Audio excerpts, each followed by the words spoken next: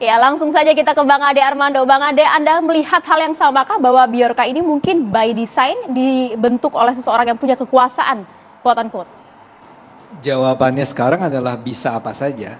Kita sama sekali nggak punya clue tentang siapa dia. Ya kita punya spekulasi-spekulasi kan. Tapi kan kita nggak tahu siapa dia. Jadi bisa saja ceritanya sebesar tadi. Ada sebuah sindikasi yang membiayai Bjorka ini untuk mengacaukan opini publik misalnya. Tapi bisa saja kan tadi Bung Mustafa juga menggambarkan ada empat kemungkinan kan. Ya. Kan bisa aja sebetulnya ini sekedar, dan saya lebih percaya ini adalah sekedar orang yang lagi cari duit. Ya, dia adalah tipe orang yang ingin menunjukkan kepada publik, nih saya berhasil nih bisa menembus data negara ya, saya bisa jual sampai $50.000, $5.000. Dia jualan betul kan? Yang kadang-kadang kalau gaya orang semacam itu kita harus menduga bahwa orang ini memang lagi hard selling nih, ya. Jadi bisa begitu juga ya. Dan saya melihat dia sih sampah ya, gayanya dia sampah. Jadi misalnya dia seolah-olah mengatakan bahwa dia sudah bisa membocorkan rahasia, surat rahasia dari BIN ke presiden. Kalau dia tahu, dia punya, masa dia nggak kasih sih? Mengungkapkan sebagiannya kepada publik tentang apa isi rahasianya. Kita ingat dulu ada banyak tokoh hacker di dunia kan, yang bisa menunjukkan kepada publik, saya bisa mengetahui percakapan antara Presiden Amerika dengan sekutunya di mana gitu kan. Kalau ini kan enggak, sehingga cerita dia tentang Munir misalnya, ayolah itu kan semua orang juga udah pernah dengar kalau ceritanya seperti itu. Bahkan ini yang menyangkut teman saya Denny Siregar kan, dia seolah-olah punya membongkar rahasia. Sempat disenggol juga ya Bang? Dia seolah-olah bisa membongkar rahasia Denny Siregar dengan mengatakan, Anda senang tuh menikmati uang rakyat untuk menciptakan polarisasi. Ya itu sih anak kemarin sore juga bisa bikin begitu. Jadi ada satu kemungkinan bahwa dia dibiayai oleh konspirasi besar, sindikasi besar, dibiayai oleh barangkali oleh Amerika, oleh Cina, oleh Arab, saya nggak tahu ya, atau kekuatan-kekuatan politik tertentu. Ada nggak kemungkinan itu? Ada. Ada nggak itu oleh kekuatan-kekuatan politik di Indonesia, oleh istana misalnya, oleh Polri atau siapapun? Bisa. Bisa nggak oleh Rizik Sihab? Bisa juga, tapi bisa juga sesederhana bahwa ini cuman orang yang lagi marketing aja, lagi cari pelanggan, dia ingin menjual kemampuannya kepada bohir. Ini kayak Ronin kalau orang soal bilang. pengakuan sepihak Bang, yang kabarnya dari Polandia, punya teman WNI di sana, temannya kecewa dengan kebijakan di tanah air. Itu masuk akal tidak menurut Anda? Ya itu justru semakin memperkuat dugaan kita bahwa dia sebetulnya lokal ya. Ini Ronin lokal nih. Kan cerita-cerita semacam ini kan cerita-cerita yang beredar di kalangan kita kan. Maksud saya adalah dia berusaha membangun simpati orang bahwa saya itu punya, siapa orang yang membesarkan saya adalah orang yang dulu dizalimi oleh Orde Baru. Dan kan jadi nggak logis kalau Anda benci sama Orde Baru, ngapain juga bikin susah kita sekarang gitu kan. Jadi ada terlalu banyak ketidaklogisan. Tapi kalau pertanyaan mungkin nggak, kan ya namanya juga spekulasi ya. Bisa spekulasinya itu sedemikian besar, bisa spekulasi sedemikian sederhana. Tapi mengapa kemudian Indonesia yang dipilih Bang? Bisa jadi karena dia orang Indonesia. Jadi maksud saya adalah, tapi satu hal saya harus akui ini, saya minta maaf buat pemerintah misalnya. Saya harus mengatakan bahwa sistem pengamanan data kita memang relatif. Nggak kan orang baik, soleh Kang, saya mah soleh, saya mah minta maaf dulu. Jadi saya mau bilang bahwa kan kita tahu ini salah satu yang harus kita harus sebut. Kan Anda juga sebagai penggiat media sosial juga. Ya, sistem pengamanan datanya negara ini kan yang kena itu kan lembaga negara ya. Dan ini kan sudah sejak, saya minta maaf lagi ya.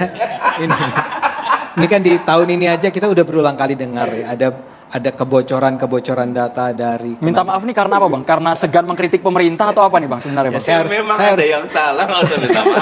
saya harus sebut ya, misalnya saja tentang, karena gini, ini juga memang ada yang mengatakan enggak itu cuman hoax ya. Tapi yang kita dengar misalnya kan adalah bahwa ada Bank Indonesia Januari katanya bocor, Kementerian Kesehatan katanya bocor, PLN katanya bocor gitu. Ada berulang kali katanya, sehingga memang menimbulkan pertanyaan besar. Walaupun Pak Mahfud bilang, tapi kan datanya bukan data rahasia negara. Still tetap. Artinya bisa ya? Bisa, dan itu barangkali buat Pak Mahfud ya saya menghormati Pak Mahfud juga ya. Saya mungkin bagi dia nggak apa-apa, NIK dia, kartu keluarga dia, nama istri dia, nama anak dia gitu ya, menyebar. Tapi kan kalau keluarga ya banyak, itu kan sebetulnya persoalan ya, bahwa itu bisa dibocorkan ke banyak orang ya. Kalau dari sisi itu saya pikir ini penting untuk mengingatkan, makanya saya dukung kalau Pak Jokowi bikin tim apa tadi? Tim khusus ya. Tim khusus itu, karena barangkali memang kita perlu belajar dari pengalaman ini bahwa pengamanan data kita itu agak lemah barangkali, saya nggak tahu persis, cuman kalau bisa sampai sekian juta data keluar menyebar itu kan menunjukkan bahwa something is wrong gitu ya. Tapi kalau tadi pertanyaan awalnya tentang siapa yang melakukannya, kita nggak tahu, kita cuman bisa menduga-duga dan bisa dengan teori yang sangat complicated, bisa teori sesederhana bahwa ya dia anak pinter ngebocorin ngehack masuk ke sistem data orang, terus dia bisa jual, dia bisa tarik, dan dia bisa jual kepada siapa yang tertarik untuk membelinya. Oke, Bang Fadli. Bahaya, Bang Fadli. Sekelas pejabat negara saya datanya bisa di otak-atik. Apalagi kita rakyat jelata, Bang. Jangan-jangan data kita ditransaksikan di luar, disalahgunakan, biasa saja. Ya, menurut saya Indonesia ini sedang mengalami krisis kedaulatan data ya. Krisis kedaulatan data ini menurut saya sangat serius. Karena ini akibat dari keamanan cyber kita yang amatiran gitu ya. Jadi kita ini mau sok-sokan IT, tetapi IT security-nya tidak dibenahi gitu ya menurut saya. Jadi apa yang disampaikan Pak Mahfud tadi itu sebenarnya denial. Jadi seolah-olah wah nggak apa-apa gitu. Ini menurut saya nggak benar sikap kayak Pak Mahfud MD tadi itu. Itu denial. Kalau misalnya memang ada kebocoran ya akui kebocoran dan minta maaf kepada rakyat Republik Indonesia. Ada kebocoran itu. Ini masalah sangat serius. Ya, meskipun juga karena ada bisa statement juga bahwa memang untuk informasi-informasi penting nggak bisa ditembus nih. Memang hanya level-level bawah ya kita lah. belum tahu kan. Siapa tahu ini baru appetizer. Kayak makanan pembuka gitu ya. Jadi kalau ini jadi makanan pembuka nanti banyak lagi yang di ini apalagi alasannya gitu. Jadi janganlah kita ini denial itu apa ya bahasa Indonesianya seolah-olah semua baik-baik saja, ini tidak ada data yang penting, kan begitu kata Pak Mahfud. Saya kira ini keliru. Begitu juga sarannya dari Menteri Kominfo, Pak Joni Plate, yang mengatakan ya sering-sering ganti password. Itu juga menurut saya pernyataan sangat ngawur sekali gitu ya. Itu menunjukkan seolah-olah tanggung jawab cyber itu adalah masing-masing, pribadi, bukan negara. Nah padahal ini negara yang harusnya hadir untuk memprotek data. Ya, meskipun sekarang di Komisi 1 kan kita sedang memfinalisasi tentang RUU pengamanan data, perlindungan data pribadi. Tapi menurut saya tanpa itu pun seharusnya ini sudah berjalan sejak lama. Sudah didesain ketika kita melakukan transformasi digital itu, IT security-nya itu harusnya sudah didesain bersamaan, inherent gitu. Coba kita lihat negara yang IT security-nya sangat kuat, seperti Cina. Ya, Cina itu sangat kuat, nggak bisa ditembus tuh. Mereka punya sistem sendiri, punya semacam WhatsApp sendiri, ya, punya Google sendiri yang tidak bisa ditembus oleh negara lain. Jadi itu IT security itu sangat penting. Nah kita ini IT security-nya tidak dipikirkan dengan matang, sehingga harus introspeksi. Kejadian Bjorka ini menurut saya sangat memalukan. Masa Bjorka versus Istana gitu ya? Ini sangat memalukan.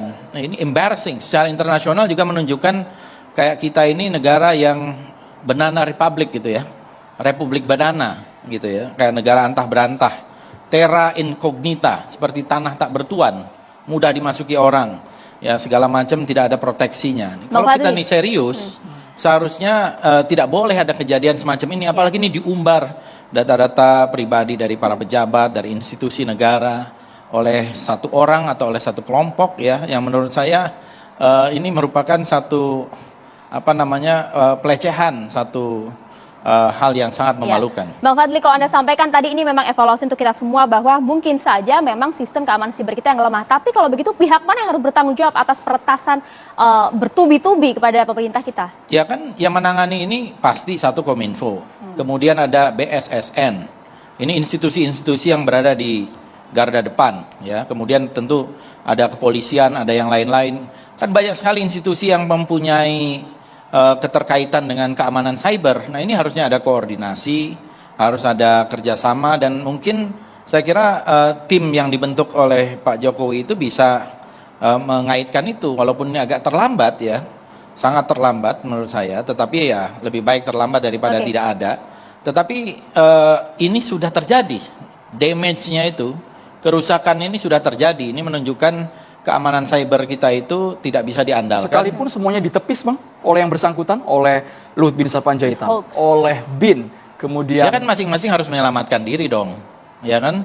Dan harus semuanya baik-baik saja. Ini kan seringkali orang-orang di sekitar presiden pasti laporannya semua baik-baik saja, beres, semua bisa dikendalikan, sudah kuat dan sebagainya. Itu kan ya menurut saya biasa ya kayak begitu. Kita ini kan tidak berani bicara apa adanya. Dan ini yang menurut saya sangat membahayakan negara kita, karena kejadian-kejadian seperti itu bisa terulang karena orang tidak mau bicara apa adanya. Oke. Dan tidak mau mengakui kesalahan, apalagi mengambil alih tanggung jawab. Semuanya saling lempar tanggung jawab. Dan ini yang sedang terjadi sekarang ini. tapi Bang Fadli kok meragukan SDM kita tadi mengatakan amatiran IT Indonesia. Ya kenyataannya amatiran dong kalau bisa dijebol. Kalau data itu bisa diperjualbelikan, bisa masuk di dark web, bisa segala macam, itu kan namanya amatiran. Kalau profesional bukan begitu. Kalau profesional tidak bisa ditembus.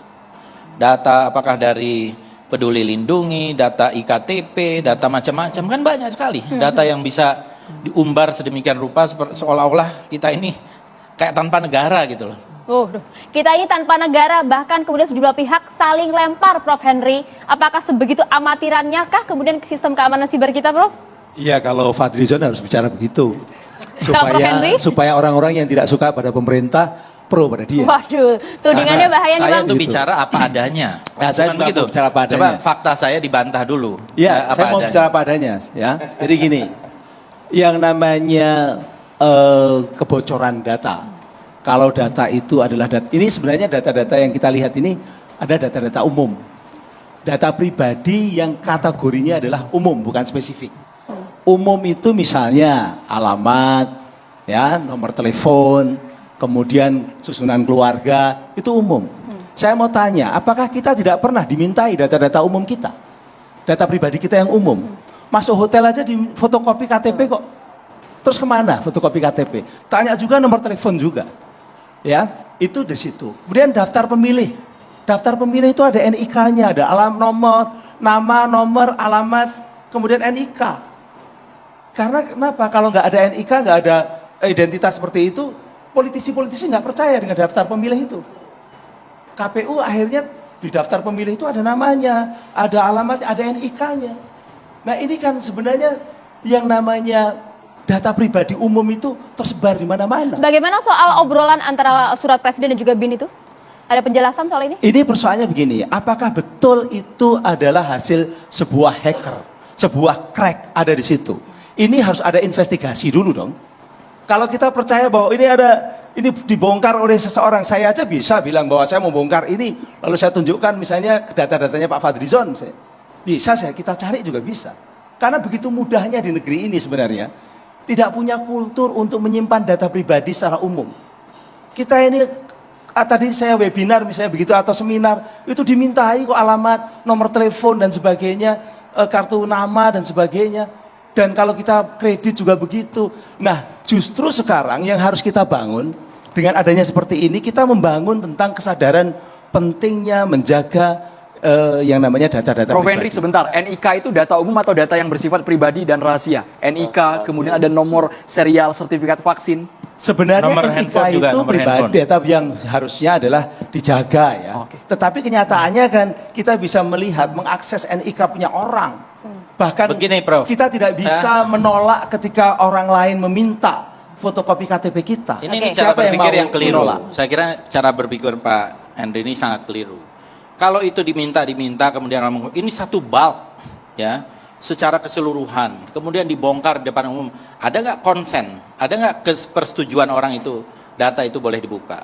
Kalau nomor handphone, ada, saya nggak usah sebut ya, salah seorang petinggi juga, nomor handphonenya diumbar, kemudian nomornya tuh dihajar oleh ribuan nomor, diteleponin, itu kan tidak benar. Jadi harus kita akui. Apakah ada Anda kebocoran. yakin bahwa nomor telepon itu dari hacker?